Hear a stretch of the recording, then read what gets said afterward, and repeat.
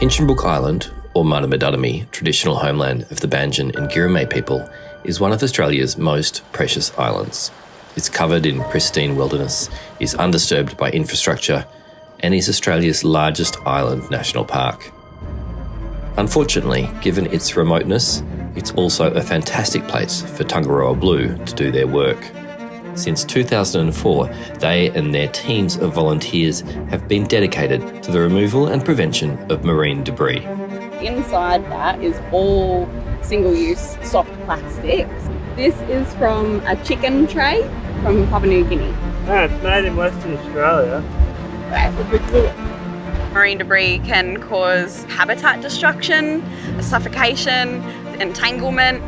When we look at marine debris and plastics in particular, plastics have the potential to negatively affect all marine life.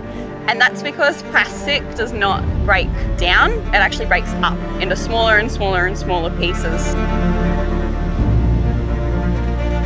When you do get those really large items of debris, you're possibly preventing millions of potential smaller pieces of plastic from dispersing.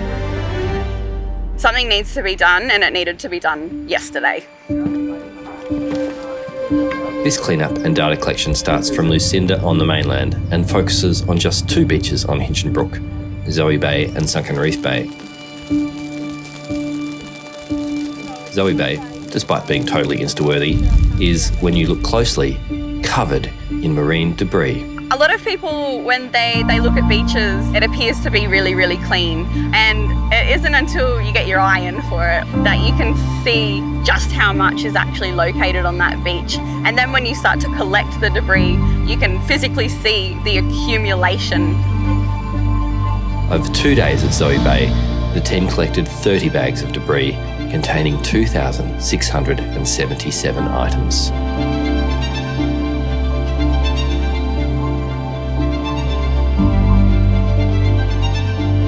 Sunken Reef Bay is a smaller beach which is even more remote. Fewer visitors means the debris here is less disturbed and more representative of the true state of our oceans. Sunken Reef Bay is quite an inaccessible area. It was just amazing to be able to go there, physically see all of these unnatural colours that are not part of the environment, and then look back on that beach as we were departing and not see any of that coloration and just see the natural environment in its true form. And it's truly a spectacular feeling to be able to be a part of that. Now you are free of marine debris. While every piece of debris removed from the environment is meaningful, the real goal of these beach cleanups is data. All the items from each beach are carefully sorted and recorded in AMDI, the Australian Marine Debris Initiative database. We focus on not only the physical collection, but the prevention of these debris items from entering the environment to begin with. AMDI is an open access citizen science tool which collects the information of all of the types of debris that we find during these cleanups. The reason why this information is so important is because it leads to the implementation and then also the retention of policies.